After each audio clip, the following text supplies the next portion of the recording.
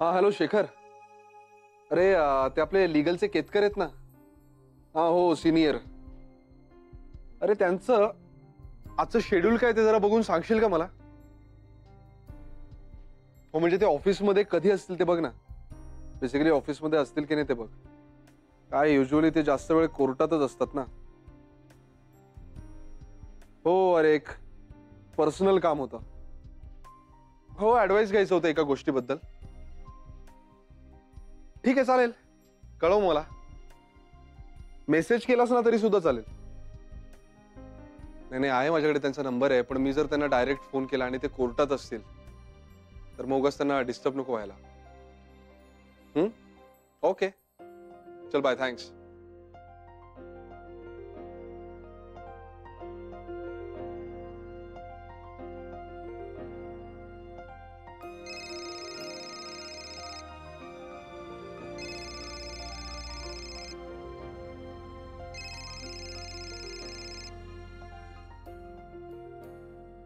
Hello. हा hello मेघना, 2 मिनिटं आहेत का ग बोलायला? हा बोल ना. अगं काही नाही, तुझी मैत्रीण आहे ना, तिच्या मॅटर मध्ये आपण इंटरफेअर करणं कितपत योग्य आहे किंवा नाही मला माहित नाही. पण मेघना हे कोर्ट तारखा हे कोर्टाचे सगळे मॅटर्स आहेत ना, हे खूप स्ट्रेसफुल असतात आणि अशा वेळी माणसाला ना आधाराची गरज असते. आता तुझी मैत्रीण स्वतःहून सांगणार नाही तुला, पण मला वाटतं आपण आपल्या परीने जे काही करता येईल ना तिच्यासाठी ते करायला पाहिजे. अगदी माझ्या मनातलं बोललास आदित्य. आज रात्री मी तुझ्याशी हेच बोलणार होते. ग्रेट. आजच मी आमच्या ऑफिसमधले जे ऍडव्होकेट आहेत ना त्यांच्याशी बोलणार आहे. तू फक्त एक काम करशील, मला तिचा केस नंबर आणि तिचे केस चालवणारे जे ऍडव्होकेट आहेत ना त्यांचे डिटेल्स मला पाठवून दे. ओके ओके पाठवते. चल बाय, पळतो मी ऑफिसला. Bye bye bye bye. बाप रे, किती वेळ फोनवर असतेस मेघना. तुझ्या आदित्यला एकदा भेटायलाच पाहिजे. हार्डकोर रोमॅन्टिक वाटतोय. बरं आता निघायचं का मी एकटीच जाऊ? नाही म्हणजे तुला फोन वगैरे करायचा असेल ना परत. अगं काहीतरीच काय अंजली. चल कसं आहे माहितीये का, आपल्या दृष्टीने आपलं वागणं नॉर्मलच असतं, पण डोळे मिटून दूध पिण्यात गुंग झालेली मांजर बघितलीस का? काहीतरीच काय. चल. हाय, काय करतेस ग? कॉफी करतेय. अरे वा. घेणार आहेस का? नाही नको. चक्क फॉर अ चेंज. वा, झाली का झोप? झाली बाई एकदाची. जा तिला मदत कर की जरा, आल्याला कामाला लागली ती. अहो माई झालं. झालं झालं. येऊ का? नाही आलीस का? नाही झालं. घ्या. बिचारीला आल्याला कामाला लावलेली आहे. असू देव माई, कधीतरी वागा की सासू सारख्या. नाही आता वागणारच आहे बरं का. तू आलीस ना, आता लगेच डोळ्याचं ऑपरेशन करून टाकते की नाही बघ. अय्या हो, अमित मला म्हणाला माई कधी ठरवूया ऑपरेशनची डेट. मी माईला म्हणाले आधी आदित्यला विचार. नाही तो जसं सांगेल तसंच करूया हा आपण. नाहीतरी त्याला असं वाटत असतं ना की माई फक्त त्याची एकट्याचीच आहे, तिच्यावर फक्त आपलाच अधिकार आहे, नाही का? किती किती बोलशील ग त्याला? बघितलंस बघितलंस कशी लगेच त्याची बाजू घेते. माई तू प्रत्येक वेळेला ना असंच करते. जेव्हा जेव्हा हा विषय निघतो ना तेव्हा तेव्हा तू फक्त तात्पुरती मला समजवतेस, नंतर परत ये माझ्या मागल्या, परत त्याचीच बाजू घेते कारण तोच तुझा लाडका आहे. असं काही नाहीये. असंच आहे. आईला सगळी मुलं सारखीच असतात. विचार विचार विचार विचार. साक्षी जास्त आवडते की पल्लव जास्त आवडतो? सांग सांग. दोघेही आवडतात ना सारखेच. नाही नाही, आता तू एकाच मुलीवर थांबलीस त्यात आमचा काय बाई दोष? बाप रे, नको हा बाई, मला एकच पुरे. नाही त्या बायका 7-7, 8-8 मुलांना कशा जन्म द्यायच्या आणि कशा सांभाळायच्या ते दिवस जणू. खरंच ग. ए सध्या ती जर्मनीत एक केस गाजते माहितीये ना? कुठली ग? अहो माई 65 वर्षाच्या एक प्रोफेसर बाई आहेत, म्हणजे त्यांना ऑलरेडी 13 मुलं आहेतच. अगो बाई 13? पण आधुनिक तंत्रज्ञानाचा वापर करून त्या पुन्हा प्रेग्नेंट झालेल्या आहेत, आणि तेही 4 मुलांनी. बाप रे, काय सांगतेस काय? हो माई. अर्थात ह्याच्यावरती वेगवेगळ्या लोकांची वेगवेगळी मतं आहेत, पण चर्चा मात्र खूप सुरू आहे ह्या केसवरून सगळीकडे. पण आजकाल आजूबाजूला जे काही चाललंय ना ते नाही हो बघवत. पेपर वाचावासाच वाटत नाही अलीकडे. खरंय ना, मला ना सगळ्यात जास्त काळजी वाटते ती मुलांची. मुलांना हे सगळं कळतच हो. म्हणजे इंटरनेट आहे, टीव्ही आहे, ह्या सगळ्यापासून मुलांना आपण कसं लांब ठेवणार? हो ग बाई, आमच्या वेळेला ना तुम्हाला वाढवणं खूप सोपं होतं. हे असले काही प्रकार नव्हते ग, आणि अशी प्रलोभनही नव्हती मुलांसमोर आमच्या. आणि आमची मुलंही आमचं ऐकायची हो सगळं. ही सुद्धा नाही म्हणजे ही अपवाद होती त्याला, पण माझा आदित्य आणि अमित. हसतेस काय फक्त? हो म्हण ना. अगं नाही ग बाई, तू सुद्धा ऐकायचीस लहानपणी. तुम्ही बोलताय ना माई, ते अगदी बरोबर आहे बरं का. नाही म्हणजे मला हसतात सगळे, मुलांच्या सगळ्याच गोष्टीत खूप लक्ष घालते म्हणून. पण काय करणार, मी मुलांवर लक्ष तरी ठेवायला हवंच ना. बरं, त्या समर वेकेशनच्या बॅचचं नीट चाललंय का ते पण बघायला हवंय आपल्याला. अर्चू, तू लक्ष ठेवलं होतंस ना? हो म्हणजे मी तसं बघतीये, पण अगं काय आहे ना, म्हणजे मी पुरेसा वेळ नाही देऊ शकत आहे त्यासाठी. कारण ते ट्रेसची सगळी कामं होती ना माझी, आणि ती अजूनही चालू आहेत म्हणून. अगं हो बिचारी, आणि मदतीलाही कुणी नव्हतं. अहो माई, सवय नाहीये तिला एकटीला करायची. बरं ठीक आहे, हरकत नाही. उद्या आपण जाऊया सकाळी आणि जरा चेक करूया. नाही बरेचदा होतं काय की ह्या शिबिरांमध्ये एक प्रॉमिस केलं जातं आणि प्रत्यक्षात मात्र तसं काही नसतंच. आपण ते फक्त जाऊन जरा बघूया, कळलं ना? का ग, चेहरा का पडला तुझा? नाही, जाऊया ना. आणि बाई, तुम्ही नानांशी बोलून ऑपरेशनची तारीख ठरवून टाका. हा, हो उगाच लांबवायला नको. हो, आता आलीस ना तू, लवकरात लवकर कर. तुला खरं सांगू अंजली, तू तुझ्या आयुष्याची जी काही कथा सांगितलीस त्या धक्क्यातून बाहेरच येत नाहीये ग मी. आपली जिवलग व्यक्ती अशा प्रकारे गमावणं हा आघात कसा काय पचवलास तू? माझा तर कल्पनेनं सुद्धा जीव घाबरावतो. खूप प्रयत्न केला मी, पण तुझ्या गोड आणि शांत चेहऱ्यामागे इतकं दुःख दडलेलं आहे, त्या धक्क्यातून बाहेरच येत नाहीये ग मी. मी तरी कुठे आले, आणि कदाचित जन्मभर येऊ सुद्धा शकणार नाही. पण मेघना, आता मला साहिलसाठी त्याची आई आणि बाबा दोन्ही व्हायचं. अगं त्याचं अख्खं आयुष्य आहे पुढे. मी माझ्याच दुःखात गुरफटून गेले तर त्याचं काय होईल? आत्ता आत्ता कुठे आयुष्यातल्या आनंदाची आणि त्याची ओळख व्हायला लागली. अशा वेळी माझ्या दुःखाची सावली त्याच्यावर नाही पडता कामा. माझं दुःख मनात खोल बंद करून ठेवायलाच हवं. आणि तुला सांगू, शेवटी आपल्या मनावर ताबा असणं खूप महत्वाचं असतं. दुःख दूर सारायचं अशी आज्ञा मनाला द्यावीच लागते. असं नाही केलं तर माहितीये काय होईल? काय? अनिल या जगात नाहीये म्हणून साहिलचं जेवढं नुकसान झालंय ना, त्यापेक्षा खूप जास्त नुकसान मी या जगात आहे म्हणून होईल.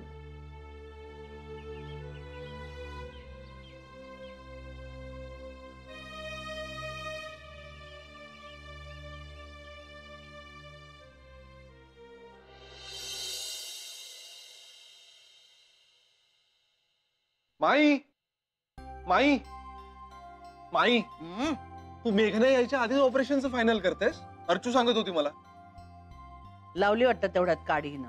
तिने काही गाडी वगैरे लावलेली नाही. ती फक्त एवढंच म्हणत होती की विजया आली आहे तर आपण डेट फायनल करूया माईच्या ऑपरेशनची. ही अर्चू म्हणजे ना काही कमी नाही खोड्या काढण्यात. तुला आणि अमितला सारखं बोलत असते, पण ही सुद्धा अधूनमधून बाण मारतच असते. ते माई तिचं जाऊ दे, तुझं सांग. तू खरंच सांगितलंयस का ऑपरेशनचं फायनल करायला? अरे माई, आपल्या सोयीने करायचंय ना? हो हो ना, मग झालं झालं. थांबूया ना मेघना येईपर्यंत. पण तिला काही लगेच आल्याला कॉलेज जॉईन नाही करायचंय. माई हे बघ, आता इतके दिवस मेघना आणि विजया दोघी नव्हत्या तर तूच करत होतीस ना घरातलं सगळं. हो, मग आत्ताच जर तुझं ऑपरेशन केलं तर विजयावर एकटीवर नाही पडणार सगळं? घरातलं पण सगळं बघायचं, तुझ्याकडे पण लक्ष द्यायचं. अरे बाळा, पण तुला जितकं वाटतंय ना तितकं गंभीर नाही हे ऑपरेशन. आणि अरे विजय आणि नाना आहेत ना माझ्याजवळ. मग विजया घरातलं बघेल, नाना माझ्याजवळ बसतील. नाही नाही नाही नाही नाही, येऊ दे मेघनाला. तुझ्या बाबतीत थोडाही हलगर्जीपणा झालेला मला चालणार नाही. अरे बाबा, इथे हजारो लोकांची रोज मोतीबिंदूचे ऑपरेशन होतात, त्यात माझं एक जगावेगळं काही नाहीये. पण ते हजारो म्हणजे काही माई नाही. अरे कळलं ना? कळलं. आणि जर का तू आधीची डेट फायनल केलीस तर काय? तर काय, तर मी ती कॅन्सल करीन. अरे मेघना आल्याशिवाय काही करायचं नाहीये. अरे जरा ऐकशील का माझं? नाही. आदित्य, कठीण आहे रे बाळा.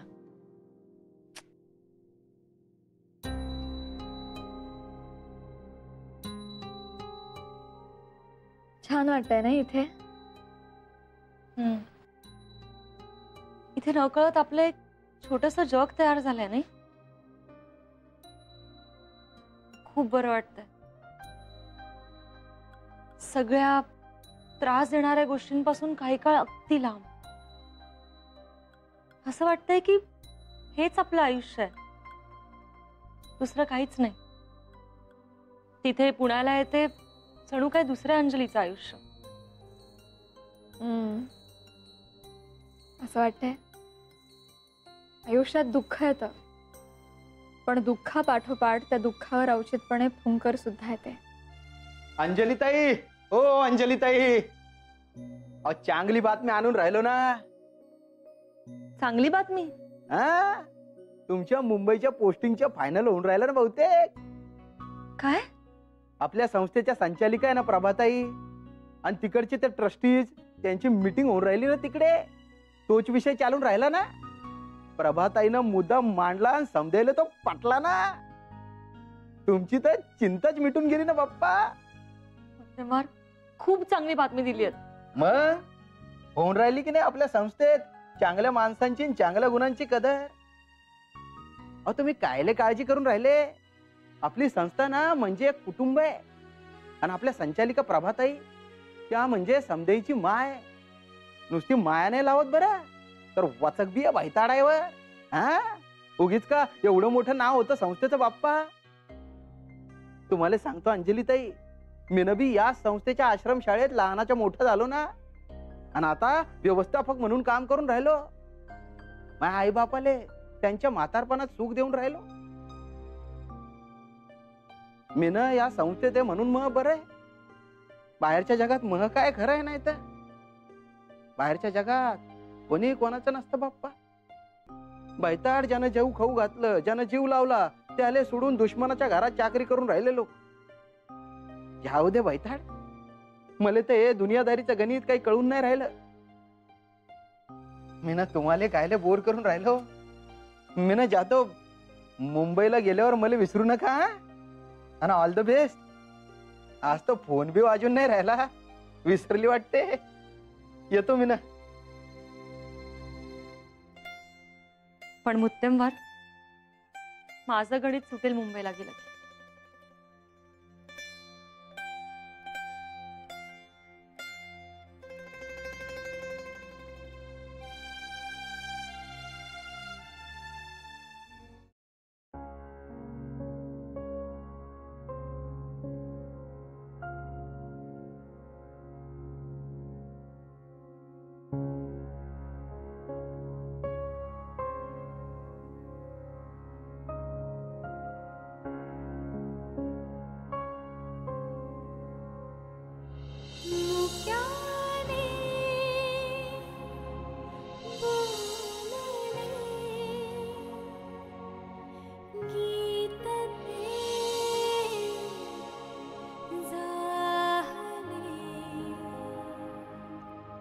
स्वप्न साकारले पहाटे पाहिले.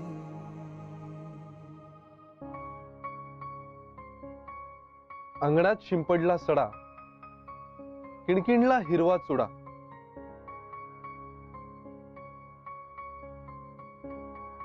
मेघनाचं नाव ऐकताच माझ्या मनात सनई चौघडा.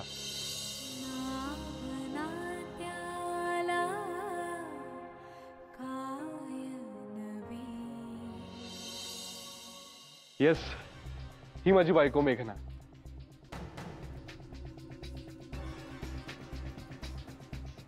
आणि हा माझा मित्र, तो भन्नाट माणूस ज्याच्याविषयी मी तुला सांगत होतो, ग्रेट पेंटर.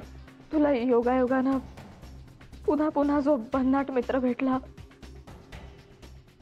त्याला तू ही माझी बायको अशी माझी ओळख करून दिलीस. तो जादू आहे आदित्य नगरकर.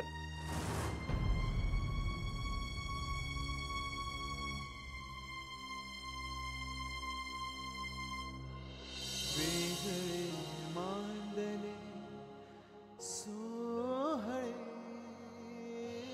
तू खोटं बोलूच शकत नाहीस,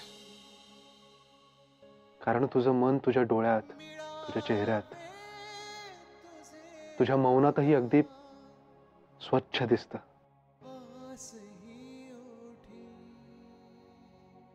म्हणून तर तू आवडलीस मला.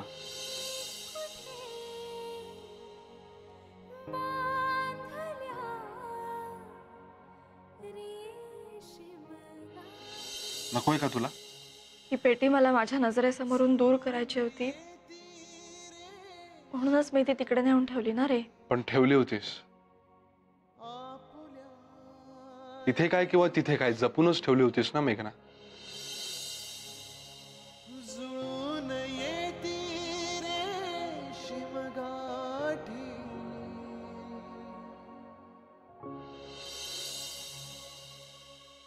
I love you Aditya.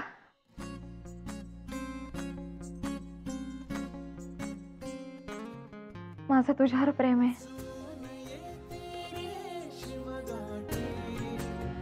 आपुल्या रेशीम गाठी. जुळून येती रेशीम गाठी.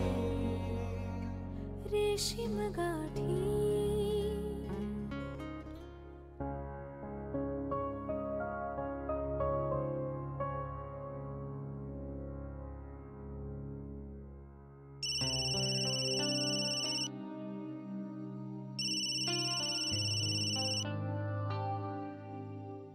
काय मॅडम, मिळाला का वेळ?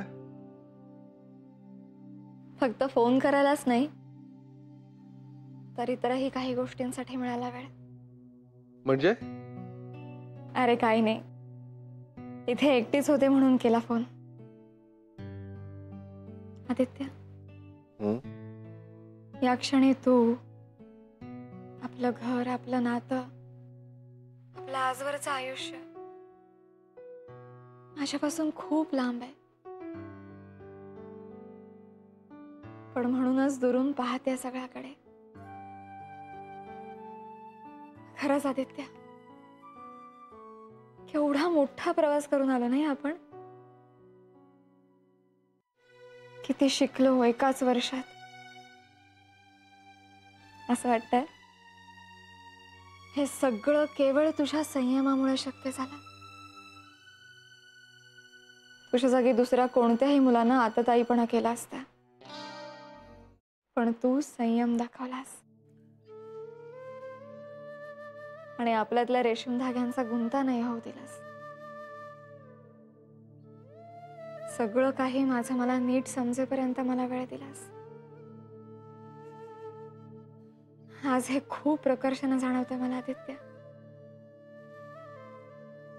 आपण आज असं एकमेकांपासून काही दिवसांसाठी दूर आलो, चांगलंच झालं.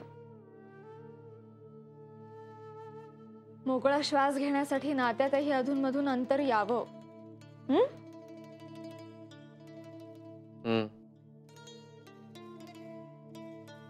रोजच्या जगण्यापासून दूर गेल्यावर त्या जगण्यातला गोडवा जास्त जाणवतो. मी हैदराबादला जातो ना, तेव्हाही माझी मनस्थिती अशीच होते. आकाश तेच असतं, पण वेगळ्या गावच्या जमिनीवरून त्याच्याकडे पाहिलं की ते वेगळं दिसतं. जसे आता आपण दिसतो एकमेकांना.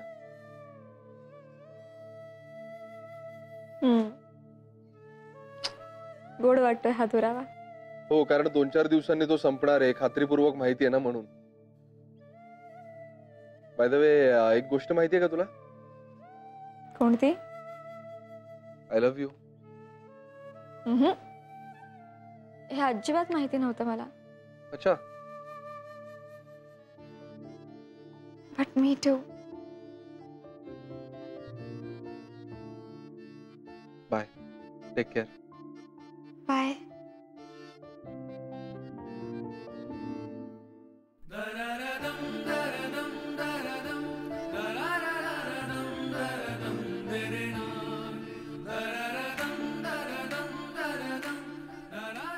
मेघना,